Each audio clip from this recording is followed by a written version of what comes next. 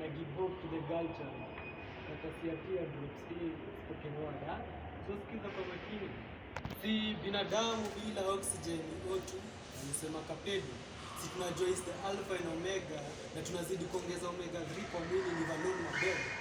So jani shaanza ndo tufike that land.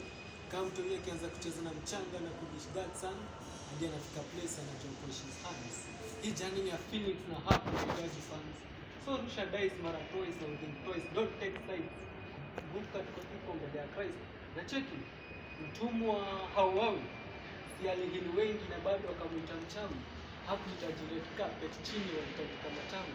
Hakuhitaji flashlight na kamera kama superstar wa Hollywood, but nia yake ilikuwa ni kuchange Islands into a Hollywood. Above the low Calvary, out of a pool of blood and raise my heroes. Pure Christ manze, is one in a million, hao wengine na ni mazeros.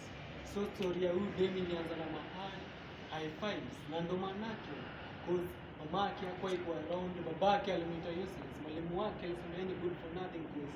How comes alikuwa na hata classes due to lack of school fees, na babake alikuwa nje looking for karo. All her life alikuwa fail until vile one day alikuja akasurprise kila mtu, alikama akapass a pregnancy test. So boy wake akamdambaya text, so nobody was around to congratulate her. 1 year later alipata mtoto akamwita Hope. Alimuita Hope because despite kila challenge atakuwa na face huko nje, atakuwa anajua hope, kuna hope. Alimuita Hope because niendo alifanya kwa shingo, so iweka rope. Kwa majina kamili huyu dem alikuwa anaitwa Rebecca. So kila jioni Rebecca kutoka kwa nyumba akienda Rebecca ndani ya begi na Rebecca destination for Rebecca juu chini.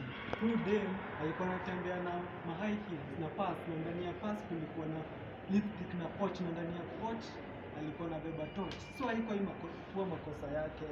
Yao alifika point of no return vile alipata mtoto wa pili, akamwita Emmanuel, akasema hata waipeleka mtoto mwingine kwa grave because mbele ya Mwenyezi Mungu hiyo ilikuwa kama mockery. Alifika point of no return